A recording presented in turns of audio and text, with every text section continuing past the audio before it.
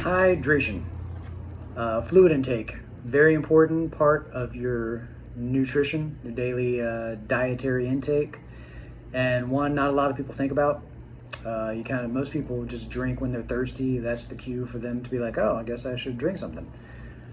Big difference, obviously, what you drink. If you drink just plain water or tea or coffee or alcohol or soda or juice, they all have vastly different impacts on your body. Our bodies were designed to just drink water. Obviously, everything else that we've created, coffee, tea, juice, and alcohol, we don't need these things to live. We do need water, though. You probably know most of our body is made of water, anywhere between like 50 to 70%. So it's important to stay hydrated, because if you don't, some things you're going to notice is brain fog. You're probably just not going to feel very smart, very on it. You kind of feel like foggy headed. If you've ever woken up with a hangover, you know exactly how that feels. You're vastly dehydrated, so you just really don't feel normal. Low energy, so if you feel very lethargic or tired, could be because you're dehydrated. Most people don't know how much they should be drinking, and it's tough. There really is no general recommendation, because it's very dependent on how big you are, if you're male or female, what's the environment like that you're in. Are you in a hot, humid climate? Are you in a dry, hot climate? All of these things affect how much fluid you should take in. The old recommendation of 8 glasses a day, it's a good starting point. I mean, it's something, at least you're measuring, and really that's kind of the important thing to know, is start to notice how much you're drinking. When I ask people how much they drink, they're like, oh, drink like maybe 1 glass a day.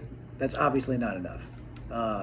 I tell people to try to aim for 32 to 64 ounces, because that's usually a little easier to keep track of if you're drinking out of a bottle or a thermos or something.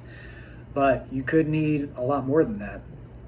The other key thing to remember about fluid intake or hydration is that we get some of our fluid from the food we eat.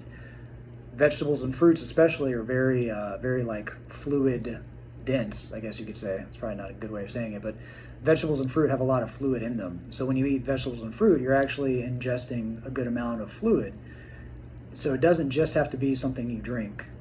That's another thing, it's kind of off topic, but people that go into, say, a ketogenic diet or an intermittent fasting diet, they often will have side effects like headache or lethargy, or just not feeling like they don't have a lot of energy. And that's actually because they're dehydrated, probably because they stopped eating a lot of the foods that have a lot of fluid in them, and they're not drinking more water to compensate, so they're actually dehydrated and they don't realize it. So that's one thing. If you are going to go on one of these diets that restrict carbohydrate intake or just tells you not to eat for a long period of time, keep drinking a lot of water, because that means you're not getting enough water through your food. Water is the best thing too. You don't need a sports drink. Most people don't need a sports drink. I see people drinking them because they're exercising in a gym. You don't need it. The only people that really need sports drinks is if you're going to exercise outside for a long period of time, like 2 hours more, especially if it's hot. But if you're just working out inside, or you're just sitting at a desk, just drink water or tea. There's sugar in sports drinks. It's not making you perform better athletically. It was engineered for football players, and athletes that work out outside are really the only ones that should be drinking sports drinks. But it's better than juice or, nothing. So if you just hate plain water because it's boring, you get a low calorie sports drink and you drink that, okay, you're getting hydration. I'd prefer you drink water, but you gotta start somewhere.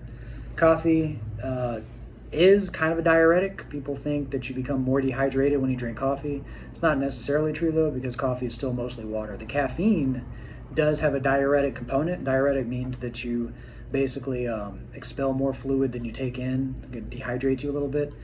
The caffeine will dehydrate you, but since coffee is mostly water, it's kind of it balances out basically.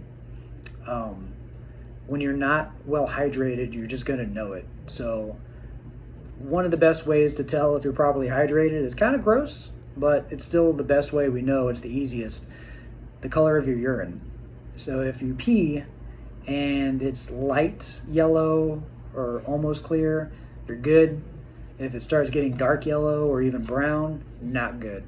So that can happen. I mean, I've seen people actually suffer like heat stroke or heat exhaustion because they've lost so much fluid, and it's a bad thing. So your body, your brain knows when you're even just a little dehydrated. So drinking enough water throughout the day is really one of the easiest, best things you can do.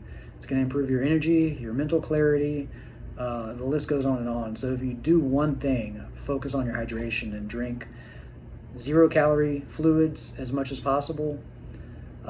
Coffee's okay, but just know that there is, possibly some negative effect to it. But I feel like there was something else I was going to say. I think that's it. So check your urine color. If it's light yellow or higher, you're probably good. If it's darker, definitely start drinking some more water.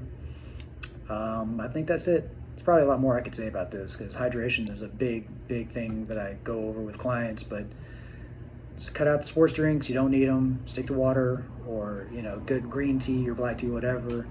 And just notice how much better you feel. All right. Take care, y'all.